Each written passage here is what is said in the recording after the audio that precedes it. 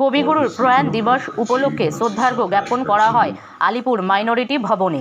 দক্ষিণ 24 পরগনা সদর দপ্তর আলিপুর মাইনরিটি ভবনে কবিগুরুর প্রয়াণ দিবস স্মরণে 22শে শ্রাবণ উদযাপন করা হয়। মাননীয় মুখ্যমন্ত্রী মমতা বন্দ্যোপাধ্যায়ের উদ্যোগে মাইনরিটি ভবনে কবিগুরুর 83তম প্রয়াণ দিবস পালিত হলো। এই অনুষ্ঠানে উপস্থিত ছিলেন দক্ষিণ 24 পরগনার বিভিন্ন উচ্চপদস্থ আধিকারিকরা। এছাড়াও উপস্থিত ছিলেন দক্ষিণ 24 পরগনার সাংবাদিক বন্ধুরা। এই দিনের অনুষ্ঠানে পশ্চিমবঙ্গ সরকারের শিল্পী মহল থেকে শিল্পীরা নাচ, গান ও কবিতা পরিবেশন করেন। শিল্পীরা তাদের শিল্পকলার মাধ্যম দিয়ে কবিগুরুকে শ্রদ্ধা জানান। অনুষ্ঠানের শুরুতে সরকারি আধিকারিকরা ফুল দিয়ে কবিগুরুকে শ্রদ্ধা জানান। এরপর সাংবাদিক বন্ধুরাও ফুল দিয়ে কবিগুরুকে শ্রদ্ধা জ্ঞাপন করেন। এর পাশাপাশি বিভিন্ন উচ্চপদস্থ আধিকারিক তাদের বক্তব্যের মাধ্যমে বাঙালি ও কবিগুরু সম্পর্ক সম্বন্ধে বক্তব্য রাখেন। বলেন, কবিগুরু রবীন্দ্রনাথ ঠাকুর প্রথম যিনি দুটো দেশের জন্য জাতীয় সঙ্গীত রচনা করেছেন। এটা বাঙালিদের কাছে খুব গর্বের বিষয়। কবিগুরুর কবিতা, গান, গল্প, চিঠি থেকে তার জীবনের আনন্দ, দুঃখ, কর্মজীবন সম্বন্ধে জানা যায়। তিনি পৃথিবীর বিভিন্ন দেশ পরিভ্রমণ করেছেন। সেই সব জায়গায় তার কাজের ছাপ রেখে গেছেন। বাঙালির জীবনে সব কিছুর সঙ্গে রবীন্দ্রনাথ জড়িয়ে আছেন এবং আগামী দিনেও থাকবেন। দক্ষিণ 24 পরগনার আলিপুর থেকে জয় ঘুয়োর সাথে তনুশ্রী দাসের রিপোর্ট, নিউজ ভিশন।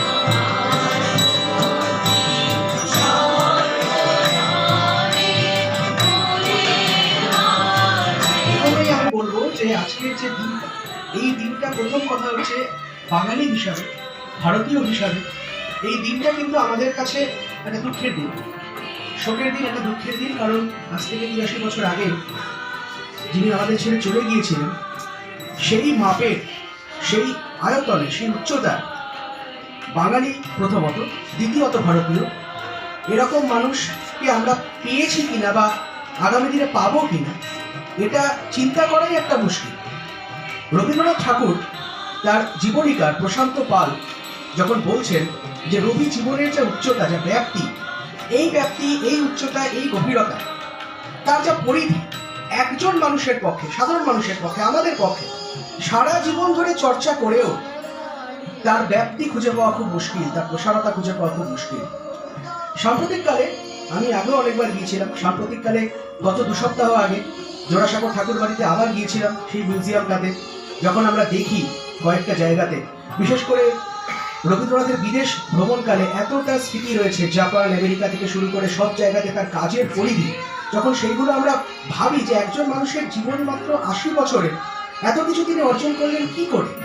তার প্রতিটা গান, তার প্রতিটা কাব্য, প্রতিটা উপন্যাস, নাটক, সবের মধ্যে যে জিনিসটা আমাদেরকে ভাবায়, বিশেষ করে আমাকে বেশিরভাগ ভাবায়, সেটা হচ্ছে আধ্যাত্মিকতা।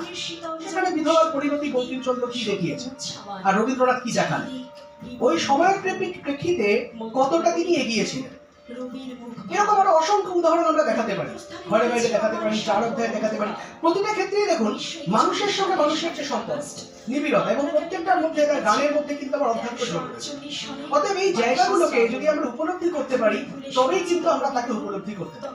আজকের দিনে দেখুন এই যে 3টে কথা বললাম, মানুষের সঙ্গে মানুষের সম্পর্ক, মানুষের সঙ্গে প্রকৃতির সম্পর্ক এবং ঈশ্বরের সম্পর্ক, এই 3টে সম্পর্কের মধ্যে দেখুন আমাদের নিজেদের মধ্যে যে বিশ্বাস, নিজেদের মধ্যে যে ভালোবাসা, সেইগুলোর ব্যত্যয় ঘটছে বলেই দেখুন বারে বারে দেখুন চতুর্দিকে কি ঘটনা ঘটছে, বাংলাদেশে কি ঘটছে, তার আগে সিরিয়ায় কি ঘটছে, এখানে দেখুন জাতি মধ্যে সংঘর্ষ, দ্বন্দ্ব, প্রত্যেকটা ক্ষেত্রেই কিন্তু আমরা যদি আমাদের জীবনে রবীন্দ্রনাথকে স্মরণ করি, কবিগুরুকে স্মরণ করি, তাহলে এই বিশ্বে সত্যিকারের আমরা বিশ্বকে নিজেদের আত্মিক করে তুলতে পারবো। আরেকটা কথা বলে শেষ করি, বাঙালি হিসাবে আমার মাঝে মাঝে গর্ববোধ হয় যখন টিভিতে আমরা ভারত বাংলাদেশের খেলা দেখি, একই লোকের দুটো জাতীয় সঙ্গীত একই সঙ্গে 2 দেশ মিলে গাইছে, এরকম কি আর কোথাও দেখা গেছে গোটা পৃথিবীতে? বাঙালির উচ্চতা, তার যে স্ট্যান্ডার্ডকে এত ওপরে তুলে দিয়েছেন এনারা, যে আমরা মাঝে মাঝে ভাবি যে আজকে আমরা যারা প্রশাসনে আছি, আমরা যারা সরকারে আছি, আমরা যারা জায়গায় দাঁড়িয়ে রয়েছি, এই যে স্ট্যান্ডার্ড আমাদের বাঙালিদের, এই যে একটা উচ্চতা, আমাদের সবাইকে চেষ্টা করতে হবে যাতে সেটাকে আমরা ধরে রাখতে পারি। এটাই আমাদের কৃষ্টি, এটাই আমাদের ঐতিহ্য, এবং তার জন্যই আমরা কাজ করছি।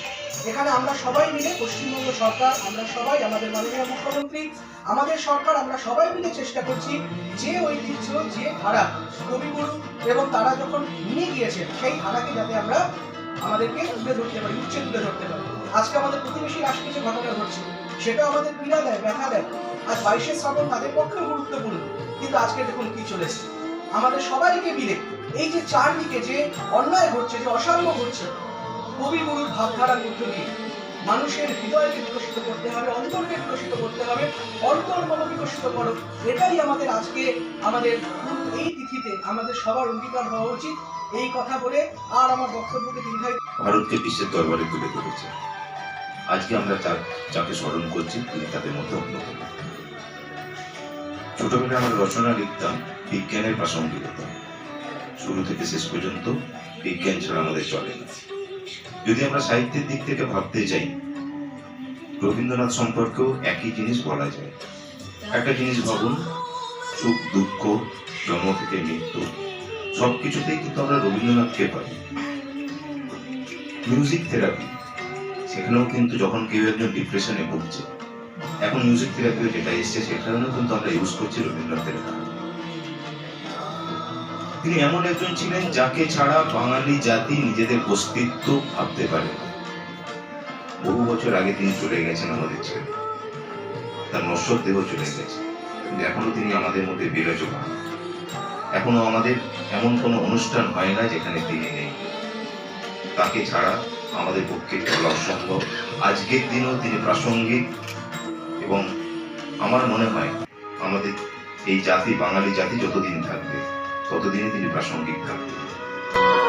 আজ জ্যোৎস্না রাতে সবাই গেছে বনে, আজ জ্যোৎস্না রাতে সবাই গেছে বনে, বসন্তের এই মাতাল সমীরণে আজ জ্যোৎস্না রাতে সবাই গেছে বনে আজ।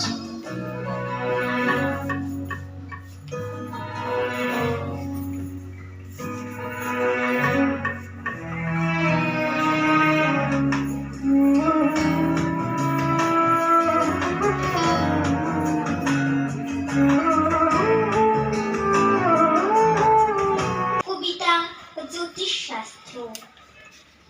আমি শুধু বলেছি কদম গাছের ডালে পূর্ণিমার চাঁদ আটকা পড়ে, যখন সন্ধ্যাকালে তখন কেউ তারে ধরে আনতে পারে।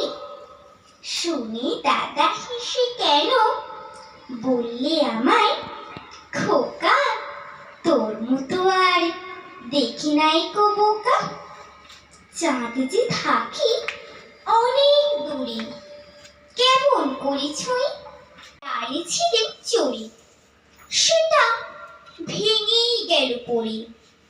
সেদিন হলো মানা আমার পেয়ারা পেরে আনা, রথ দেখতে যাওয়া আমার চিড়ের পুলি খাওয়া।